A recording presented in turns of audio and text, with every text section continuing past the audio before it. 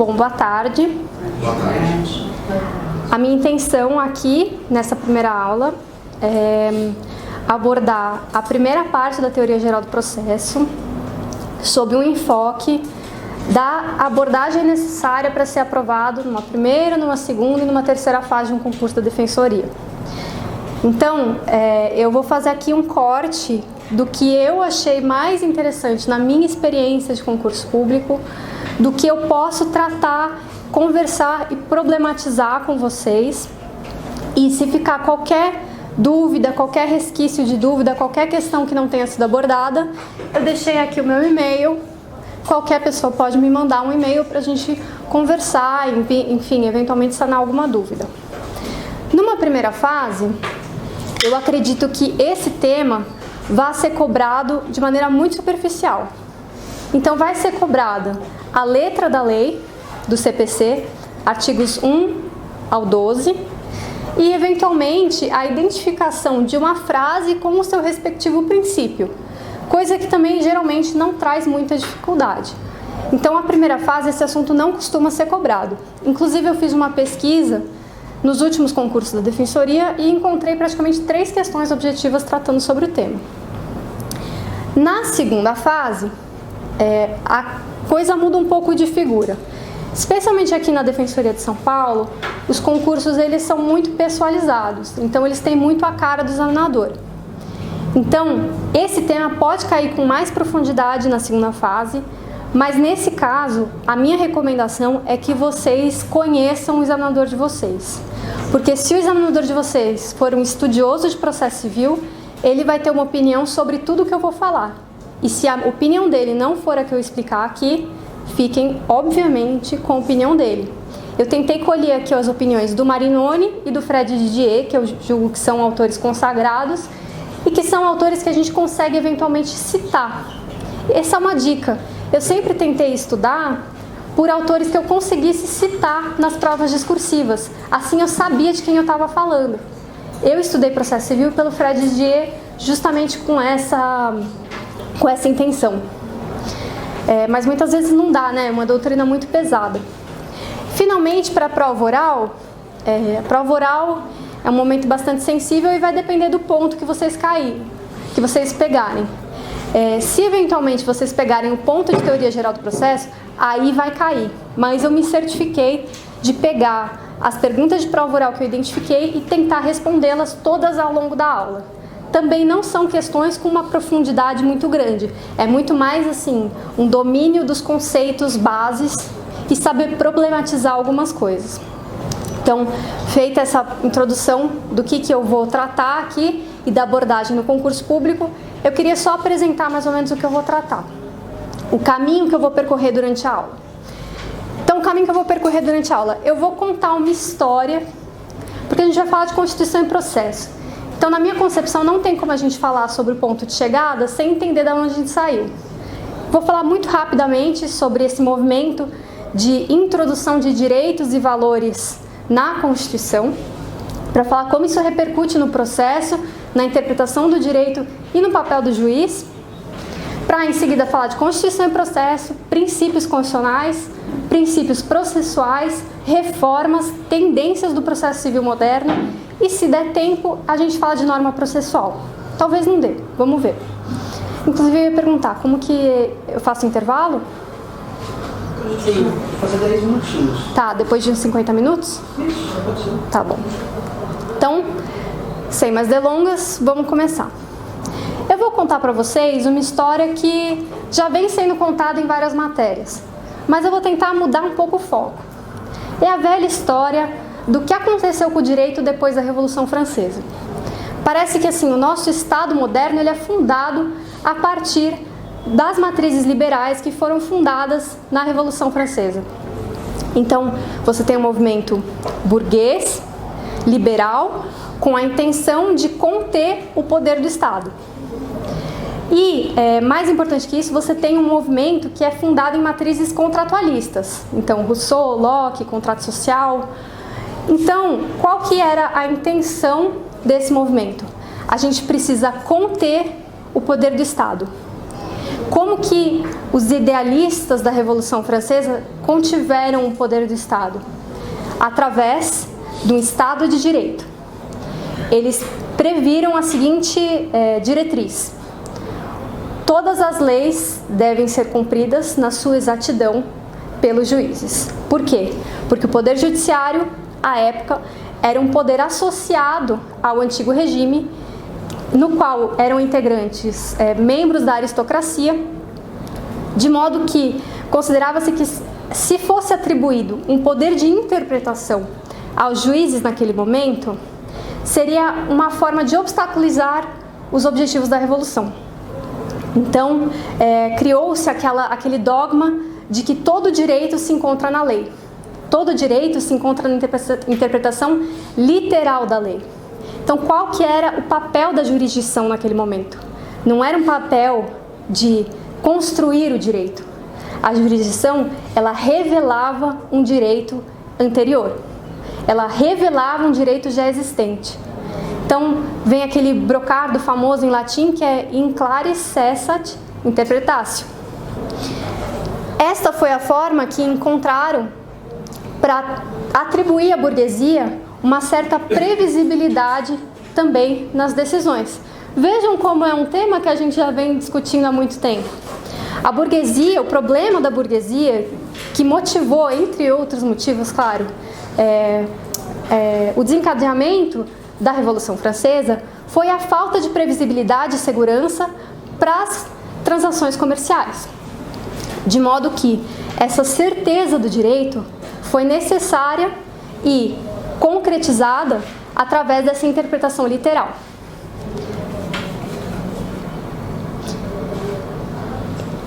Foi passando o tempo e, como vocês bem sabem, vou fazer um recorte aqui muito grande, mas considerar a lei formalmente em ordem não foi suficiente para assegurar à sociedade uma justiça na aplicação do direito. O mero formalismo na identificação da adequação da norma acabou por não contendo os abusos que aconteceram no século XX, o mais conhecido, o Holocausto, enfim, os horrores da Segunda Guerra Mundial. Nesse momento, tornou-se importante repensar a forma de interpretar o direito. Então, tornou-se importante introduzir valores na Constituição, introduzir uma norma que fosse superior àquelas produzidas pelo Legislativo, de modo a você assegurar que o Poder Legislativo não iria produzir normas injustas. Então, vocês estudam isso mais em constitucional, mas é um movimento chamado de neoconstitucionalismo, que tem como marcas você atribuir uma rigidez constitucional. Então, a Constituição, ela passa a ser um documento jurídico. Antes ela era uma carta política, agora ela é uma carta jurídica, é um foco de interpretação. E além disso, além de você atribuir essa rigidez, você dota ela de uma força normativa. Quer dizer que, além dela ser rígida, além de ser mais difícil você mudar a Constituição, ela vai ditar os ditames do ordenamento jurídico. E como? Através de regras e princípios. Então a gente chegou aqui no neoconstitucionalismo. Por que isso é importante para o processo civil? Porque a gente muda a forma de interpretar o direito e o papel do judiciário. Se antes o poder judiciário ele era resumido a uma atividade reveladora do direito, agora o poder judiciário ele tem um poder de construção do direito. Antes havia uma perspectiva de que texto legal se identificava com a norma. O texto e a norma eram a mesma coisa. Depois, a partir do neoconstitucionalismo, o texto é o objeto da interpretação que resultará na construção da norma. Eu gosto muito de uma metáfora que, para mim, é até um pouco poética, de que o texto são as teclas do piano, são a partitura, e a música é a norma. O intérprete ele toca as teclas e imprime um ritmo diferente à norma jurídica. Então, a norma jurídica como música e o texto, a base textual da lei, como a partitura. Acho uma metáfora bastante bonita e também bastante significativa. Então, esse juiz agora, ele constrói o direito. Só que aí a gente chega nos problemas mais atuais, que a gente vem debatendo atualmente. Mas esse juiz que constrói o direito, ele tem legitimidade democrática? Porque o poder legislativo ele tem. E aí, como que a gente vai resolver essa questão? E aí vem todo aquele movimento de o poder judiciário começar a ter um ativismo judicial, cujos problemas vocês discutem em outra matéria, não aqui no processo civil. E aqui no processo civil eu quero discutir algumas perspectivas processuais desse ativismo. Porque, vejam bem, vou pegar aqui uma dicção do Carnelucci. O juiz, quando ele aplica o direito, ele constrói uma norma individual, uma norma jurídica individual, que regula aquele caso concreto. Então, como criador de uma norma individual, ele tem que, de alguma forma, atribuir alguma perspectiva democrática àquele processo. Se ele está criando uma norma individual, e especialmente num contexto onde a gente atribui força vinculante a precedentes, a criação de uma norma jurídica individual é um momento muito tenso para o direito. Então, uma dessas tendências do processo moderno, à luz desse novo perfil do juiz, é dar um perfil democrático para o processo. Um perfil democrático externo, e isso vocês podem ver nessa nova tendência do processo civil, de colocar o amicus curiae e as audiências públicas como disponíveis para todo e qualquer processo. Significa que, a rigor, você pode ter um amicus curiae em qualquer processo, mesmo individual, não precisa ser um processo coletivo. A intervenção do amicus curiae está lá no artigo 139. É claro que o juiz, eventualmente, tem que cotejar se é adequada a manifestação do amicus curiae naquele caso. Mas vejam um caso, por exemplo. Imaginem que haja um pedido para a realização de um tratamento médico nos Estados Unidos. É uma lide individual? Ali, uma pessoa e a União, por exemplo. Nesse caso, seria interessante, eventualmente, trazer um amicus curiae para o processo. E outro mecanismo são as audiências públicas, isso sob uma perspectiva externa democrática. Agora, a gente também tem que pensar como que o novo CPC ele trouxe a democracia para dentro do processo. Então, a gente vive um momento de redemocratização do processo. Até porque esse é o nosso primeiro Código de Processo Civil democrático. Então, a gente reilumina o processo civil através de balizas democráticas. Isso através de algumas coisas que eu vou explicar ao longo da aula, alguns princípios que a gente vai conversar ao longo da aula. Mas já adianto vocês que numa perspectiva democrática, numa perspectiva de um Estado democrático de direito, o juiz ele não pode ficar inerte da forma qual concebida anteriormente. E a minha pergunta é, que eu mesma vou responder, numa perspectiva de que a Constituição ela atribui ao Poder Judiciário o dever de guardá-la, o juiz realmente é imparcial? Claro, em relação às partes, ele é imparcial, não há dúvidas sobre isso. É claro que essa imparcialidade a gente vai discutir ela, porque essa imparcialidade ela tem que ser no mérito, mas processualmente o juiz ele tem os mecanismos para assegurar uma paridade. A questão é, o juiz ele não é neutro, ele tem um dever, um compromisso de cumprir a Constituição. E cumprir a Constituição é cumprir o artigo 5º. Então, isso não sou eu que estou falando, é o próprio processo civil, é o próprio artigo 8º. Vou aproveitar então e vou só fechar essa minha introdução lendo o artigo 8º do Código de Processo Civil. Para o ordenamento jurídico, o juiz atenderá aos fins sociais e às exigências do bem comum, resguardando e promovendo a dignidade da pessoa humana e observando a proporcionalidade, razoabilidade, legalidade, publicidade e eficiência. O juiz ele tem o dever de promover a dignidade da pessoa humana. A gente vai conversar um pouquinho mais à frente sobre como ele pode fazer isso.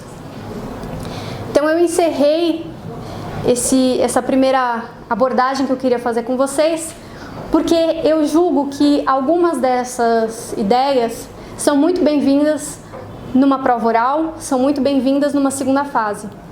Muitas vezes, correlacionar temas era uma coisa que eu percebia que nas minhas provas discursivas acabavam por me dar um diferencial de nota.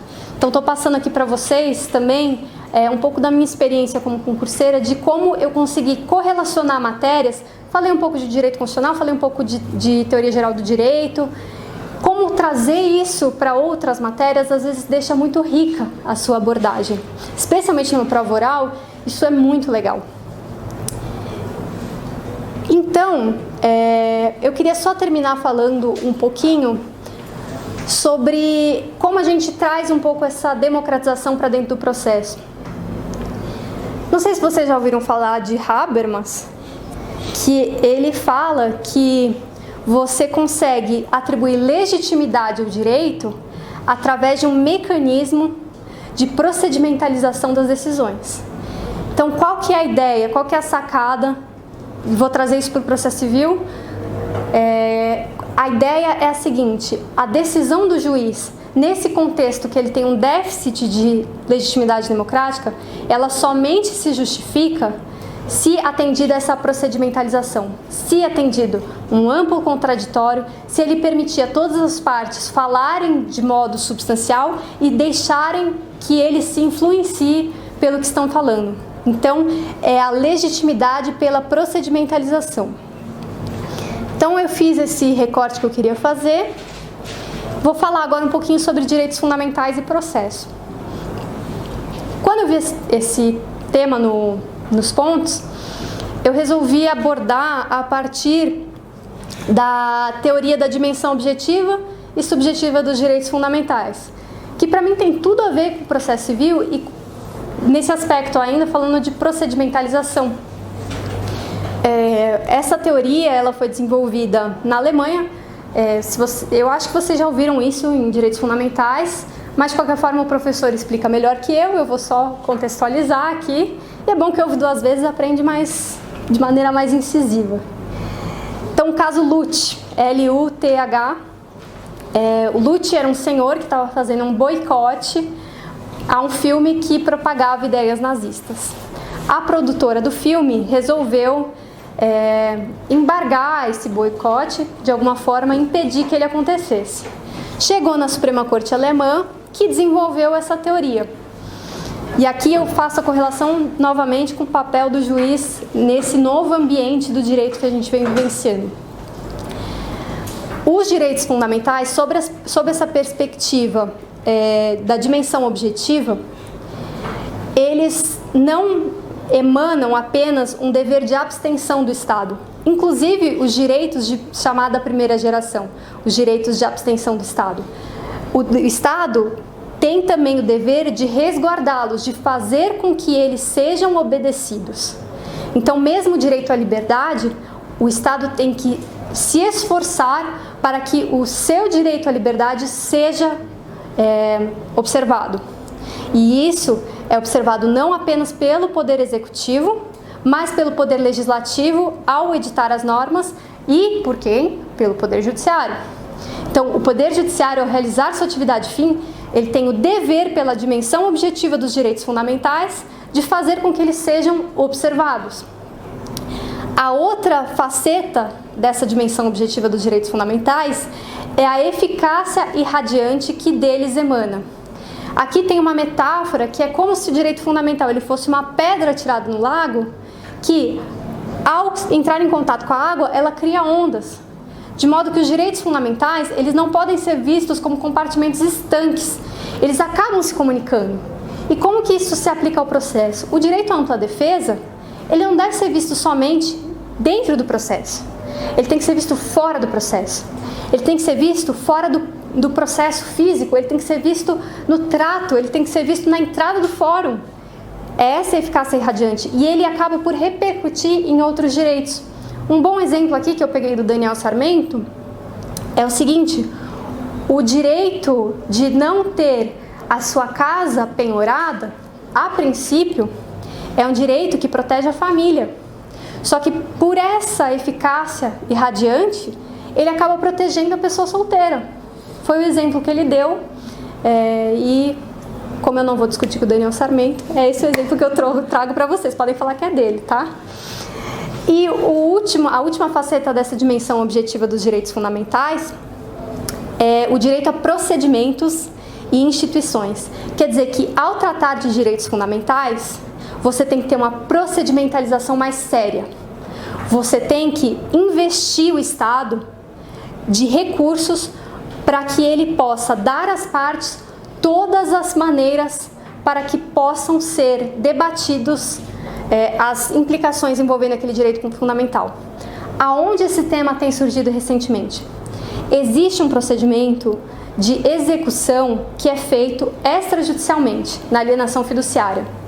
Muito se discute se esse mecanismo é constitucional. Por quê? Porque você está tomando um patrimônio de uma pessoa sem garantir a ela o acesso ao Poder Judiciário.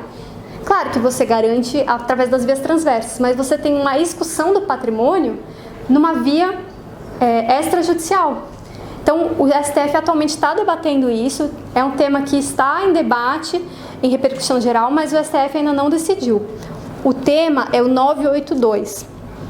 Claro que se isso cair numa defensoria pública, e isso pode cair numa segunda fase, a questão da alienação fiduciária de bens móveis, vocês têm que... É que nesse caso não é o de bens móveis, é o do Sistema Financeiro de Habitação, do SFI. Vocês têm que defender que, em face dessa dimensão objetiva dos direitos fundamentais, essa lei ela é inconstitucional. Depois eu passo, eventualmente, o acórdão que determinou que houvesse repercussão geral, enfim, algumas decisões envolvendo o tema, mas, assim, a tendência é que o STF considere constitucional. O Daniel Sarmento, ele acha que não é. Ele acha que é inconstitucional. Então, só para finalizar esse ponto de como que o processo pode servir para a proteção dos direitos fundamentais, é a ênfase nesse terceiro aspecto que eu queria dar, de procedimentalização, de inflar as garantias do contraditório. Vou citar aqui uma frase do Canotilho que eu acho bastante sintética. Ele sustenta que deve haver, em relação aos direitos fundamentais, uma proteção jurídica temporalmente adequada, o que significa que se passa a exigir um suporte procedimental, processual, idôneo a garantir-lhes eficácia material. Então, essa foi a primeira parte da minha aula. Agora eu vou tratar de temas mais processuais. Você deve estar pensando assim, o que essa moça, acho que ela errou o dia, tá falando de Constituição? Não, eu vim aqui falar de processo. Antes de continuar, alguém quer colocar alguma coisa, tem alguma dúvida? Tá bom, vou seguir então. Então vamos falar sobre direito de ação agora. Sempre vou chamar vocês a voltar àquela perspectiva que eu trouxe para vocês no começo da aula, que vocês vão ver que a gente vai conversar dela um pouquinho em todos os princípios. Então, o que é esse direito de ação? A gente vai ter uma aula só sobre teorias da ação. Então, eu não vou abordar aqui algumas teorias da ação porque está guardadinho para a próxima aula, mas a gente já vai tangenciando o tema. A ação é um direito. Ação, quando você fala, me passa, vou ajuizar uma ação. A ação é um direito subjetivo. É um direito que eu tenho, é um direito que vocês têm. É um direito que a gente exerce contra quem? Contra o réu? Não. A ação é um direito subjetivo contra o Estado. A ação é a contrapartida pelo Estado ter um dia falado: ei, cidadãos, vocês não mais vão resolver seus litígios entre si. Eu vou monopolizar o exercício da jurisdição. Então, a ação é a contrapartida a essa impossibilidade que as pessoas têm de resolver seus conflitos fora do judiciário. Obviamente, temos aquelas exceções, autocomposição, arbitragem, enfim, vocês conhecem, mas falando assim numa perspectiva ontológica, direito de ação é um direito contra o Estado em função dele ter impedido a autotutela. E esse direito de ação, ele foi visto inicialmente como um direito de provocar a jurisdição, como um direito de acessar a jurisdição. Mas nessa perspectiva que a gente está conversando, de processo, com um aparato amplo de contraditório, com uma procedimentalização da tutela dos direitos fundamentais, o direito de ação, ele não pode ser resumido a demandar. Aqui eu vou citar o Marinoni, podem falar que a ideia é dele. Para o Marinoni, o direito de ação ele não é estático. Esse é o princípio da demanda. O princípio da demanda que é aquele que você provoca o judiciário para romper com a inércia. O direito de ação, ele é um direito que é permanente durante o processo. O direito de ação, ele não é só do autor, ele também é do réu. Na perspectiva de que o direito de ação é um complexo de relações jurídicas que são tecidas no processo. Então, esse direito de ação, ele se prolonga ao longo de todo o processo, ao longo de todo o ato processual. E esse direito de ação, ele foi ressignificado porque de nada adianta você provocar o judiciário se a resposta vier numa sentença formulário. Isso não é direito de ação. Direito de ação é direito de você provocar e ser ouvido. É direito de você provocar e poder influir. Direito de ação hoje é direito a uma decisão justa, no sentido de que é uma decisão que se debruça sobre o caso concreto. E isso, a gente vê como é difícil cotejar no momento em que a gente vive de precedentes, de aplicação de teses repetitivas, mas são as tensões que a gente envolve por viver numa sociedade extremamente conflituosa e muito diversificada. Então eu falei aqui que ele não se resume a um ato estático, ele é um complexo de posições jurídicas. Junto com o direito de ação, a gente pode conversar um pouco sobre acesso à justiça. Porque esse direito de você pleitear uma resposta do Estado, pleitear uma tutela do Estado, a partir de uma crise vivenciada pelo autor, ele existe formalmente para todo mundo. Eu falei aqui para mim, para você, para você, para você. Mas será que todo mundo tem na mesma medida esse potencial de exercer esse direito contra o Estado? Vocês com certeza já conhecem os obstáculos do acesso à justiça que foram evidenciados aí pelo Mauro Capelletti e pelo Brian Garf. Mas eu vou retomar algumas ideias aqui porque, primeiro que está no meu ponto, então eu tenho esse dever, mas vou tentar trazer isso para dentro do processo sempre, e se eu for repetitiva novamente, pelo menos a gente ouve de novo e sedimenta o conhecimento. Então, de nada adianta essa perspectiva formal do direito de ação se algumas pessoas elas não conseguem provocar a jurisdição. Ah, mas todo mundo pode provocar? Todo mundo pode. Mas será que uma pessoa que está no meio de uma favela, que não tem advogado, que não tem conhecimento sobre os seus direitos, ele tem a mesma capacidade de provocar o judiciário do que um estagiário de direito, num grande centro urbano?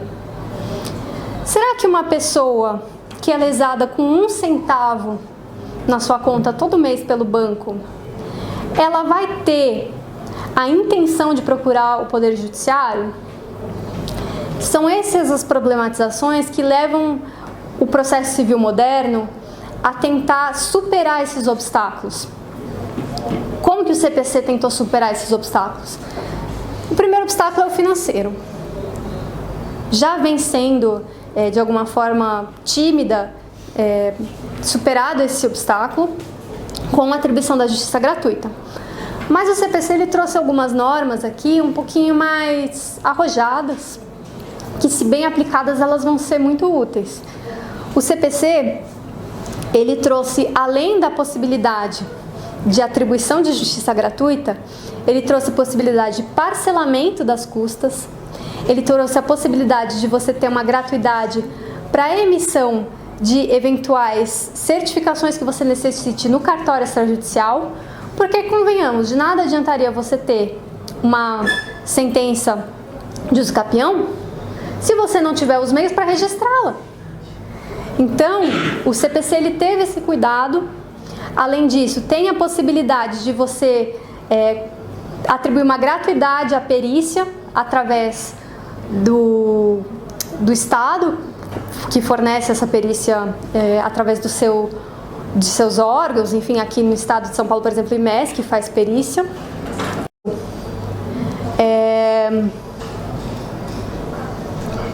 Foram os mecanismos de superação desse déficit econômico que eu encontrei no CPC. Além disso, tem a gratuidade de possibilidade de realização do exame de DNA e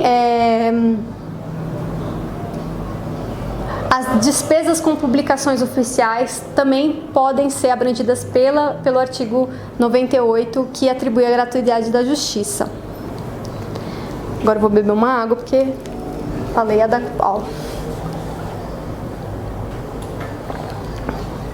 Bom, o outro obstáculo ao acesso à justiça se relaciona com a tutela coletiva. E aqui eu vou ter que fazer uma crítica que provavelmente o seu examinador também vai fazer, especialmente se ele tiver num núcleo de tutela coletiva.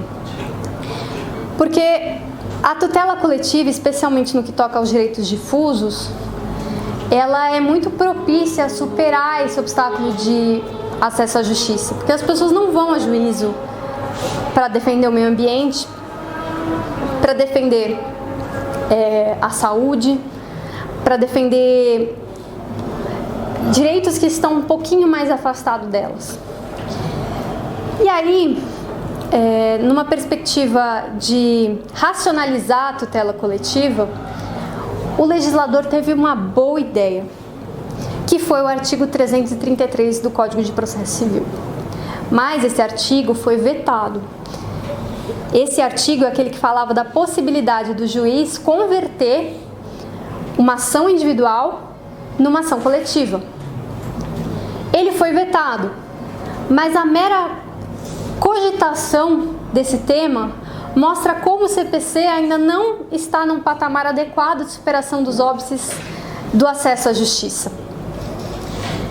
E ainda persiste a possibilidade do juiz, diante de uma lide individual homogênea, que represente um direito individual homogêneo, o juiz ele tem a possibilidade de notificar os legitimados para a tutela coletiva. Está lá no artigo 139, no último inciso.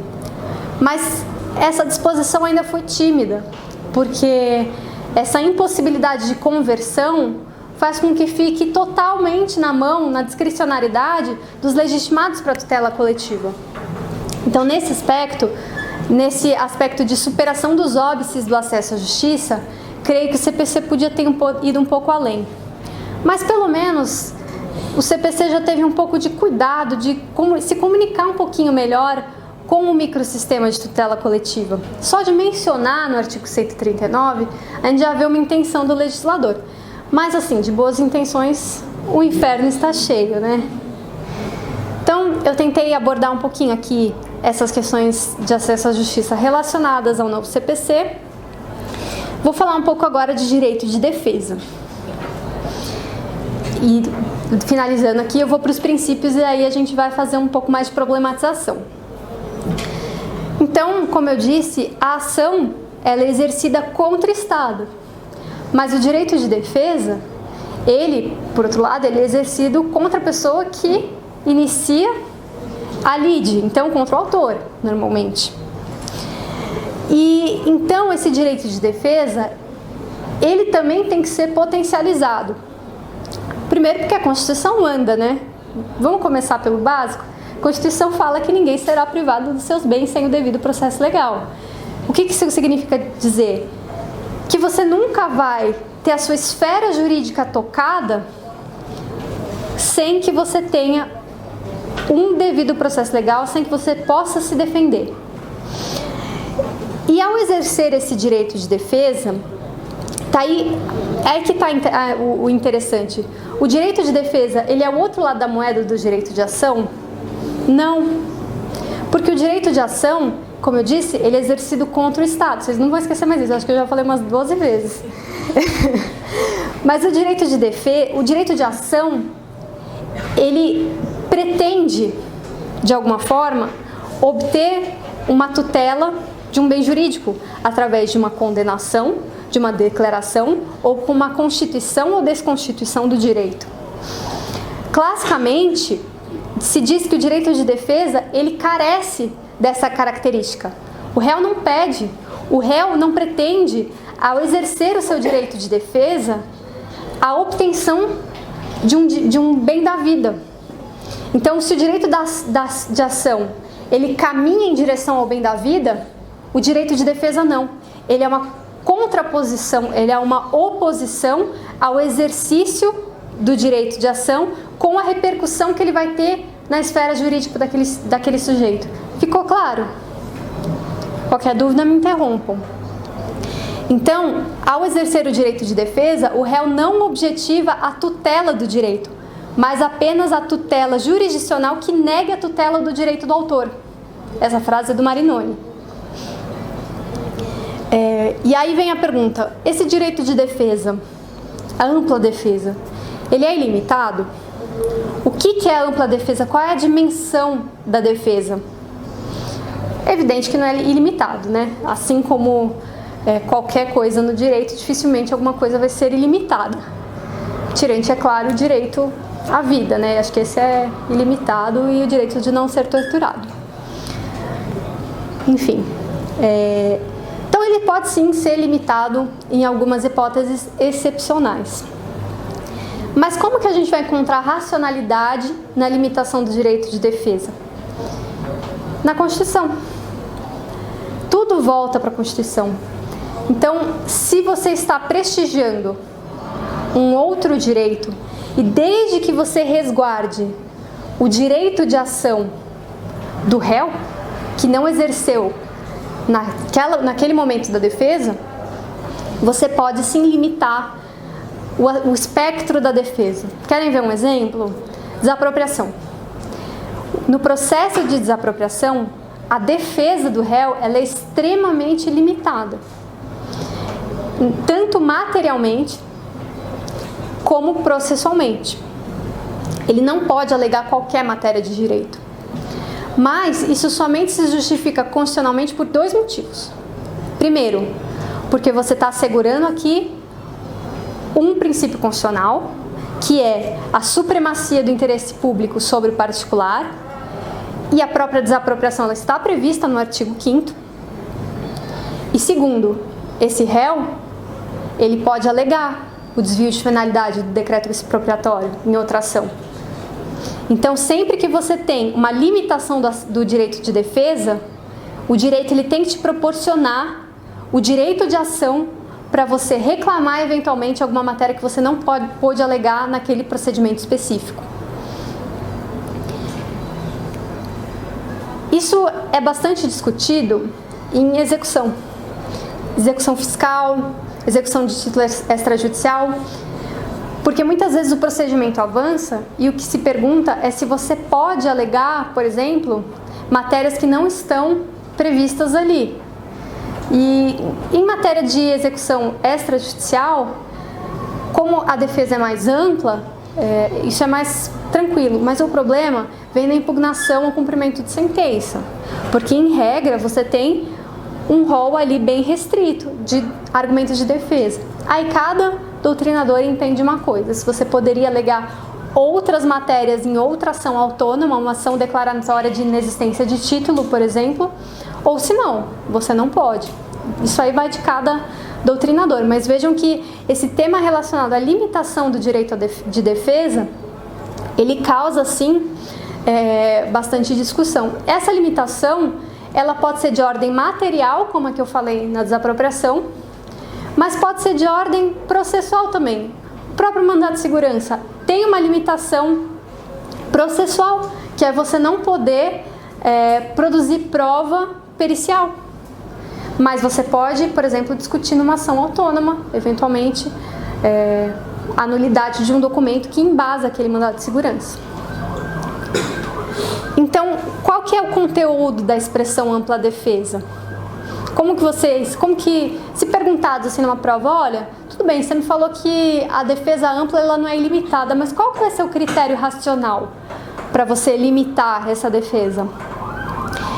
E, segundo Marinoni, de novo, é você encontrar uma equação perfeita entre a possibilidade de influência na decisão do juiz. Então, a limitação é racional quando ela ainda te permitir influenciar a decisão do juiz de modo a impedir a invasão à esfera de direitos do demandado. Então, essa ampla defesa ela vai ser tão ampla quanto necessária para influir na decisão e impedir a invasão da esfera de seus direitos. Bom, falamos de ação, falamos de defesa, falamos de acesso à justiça. A gente vai falar de processo, mas mais ao final da aula, se der tempo de falar de norma processual. Mas só queria deixar bastante claro, agora ninguém mais vai falar, eu tenho uma ação. Não, todos temos ações, todos temos o direito à ação. Então, tem que diferenciar esses institutos processuais importantes.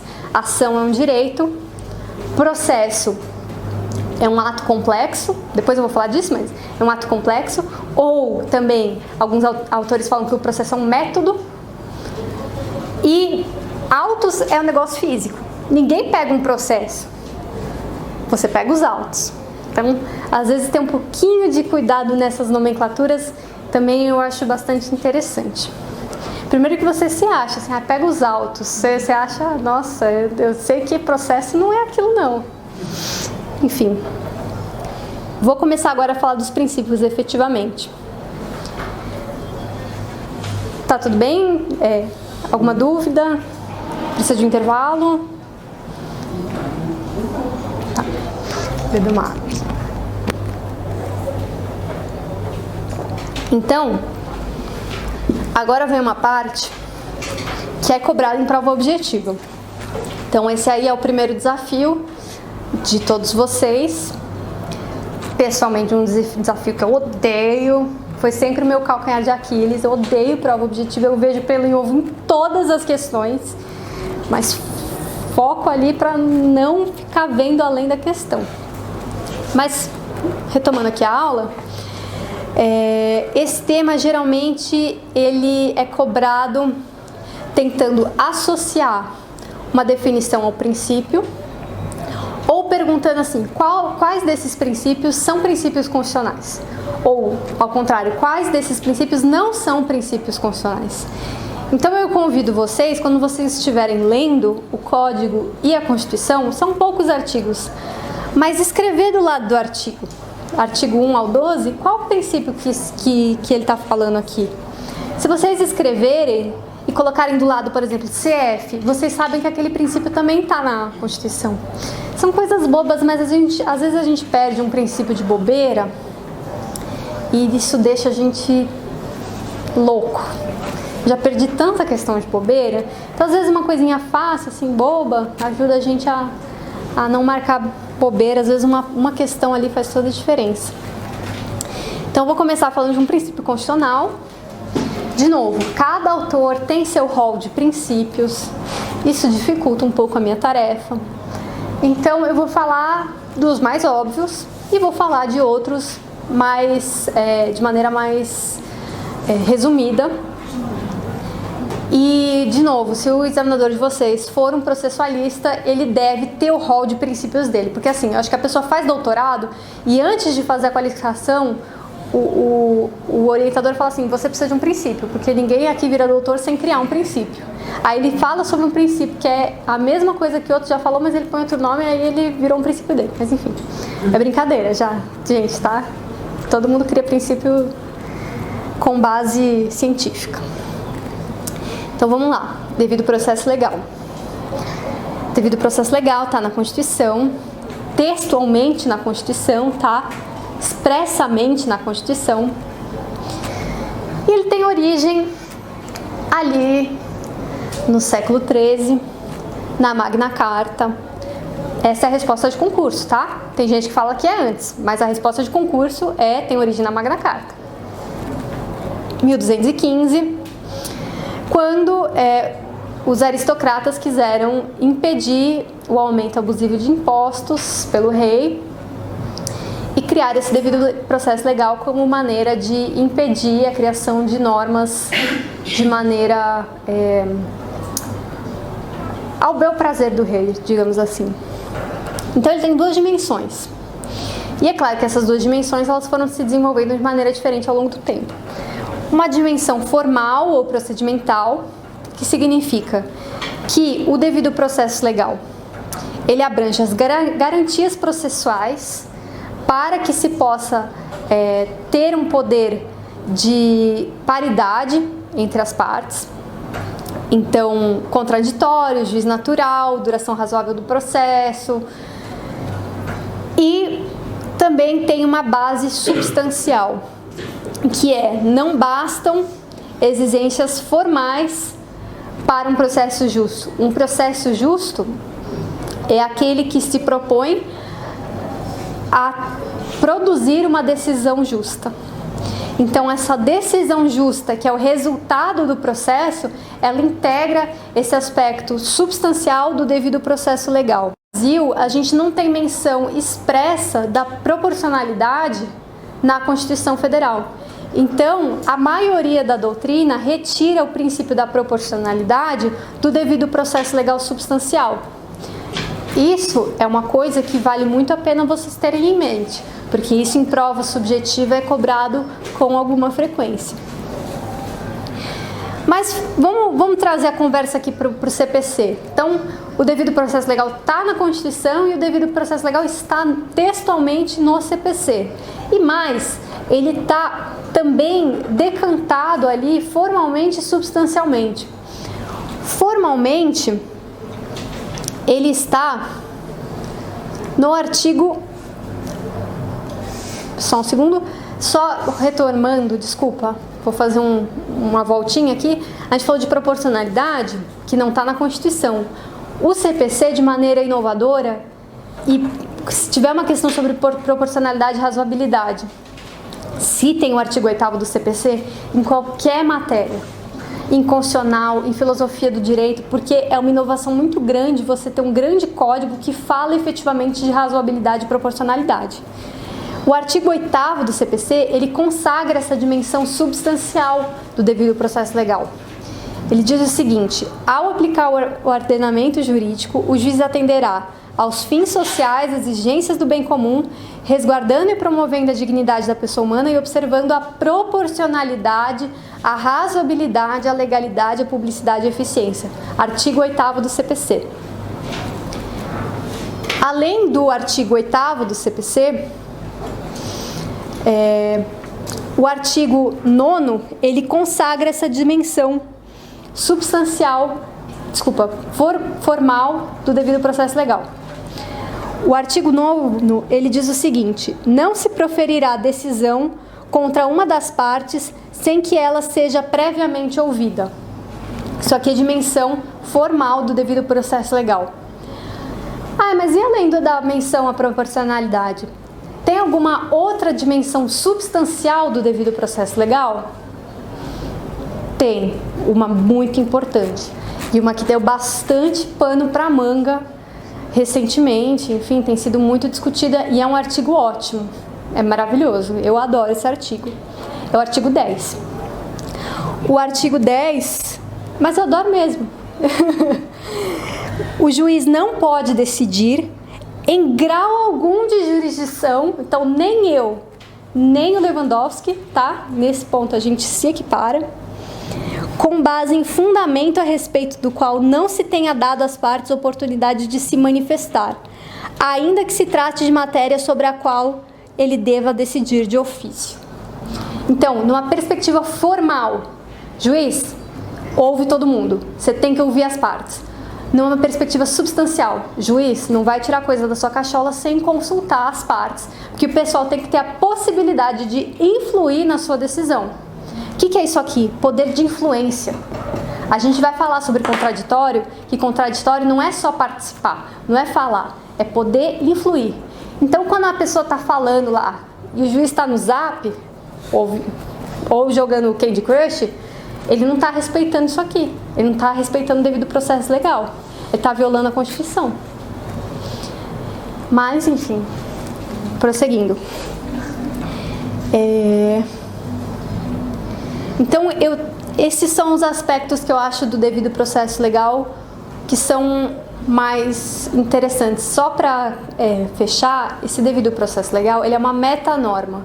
Ele é mais do que os outros princípios.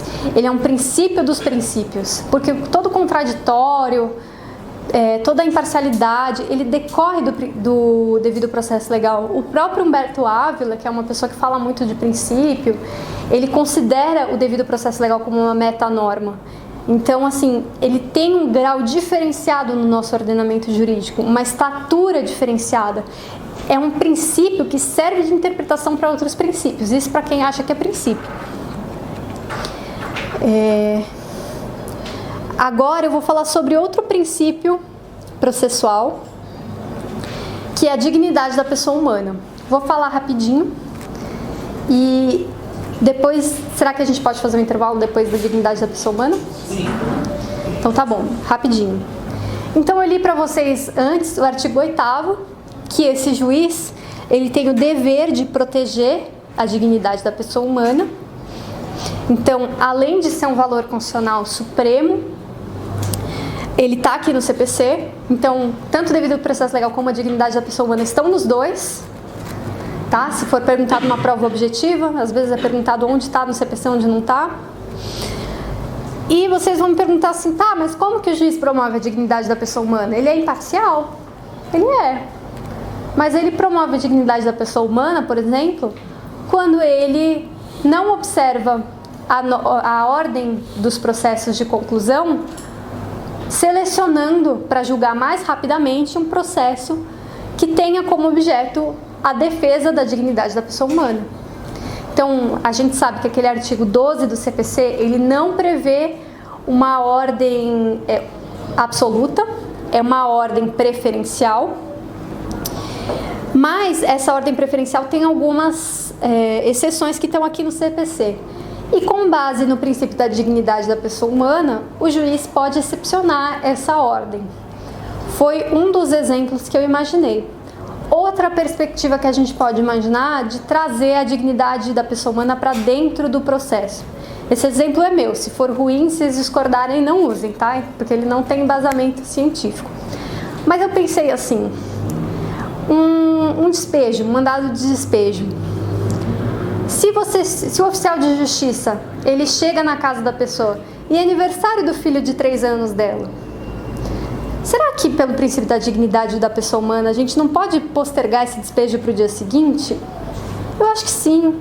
Eu acho que você interpretar o processo e os atos processuais de forma a menos agredir a dignidade da pessoa humana é se comprometer com a Constituição e com esse artigo 8º.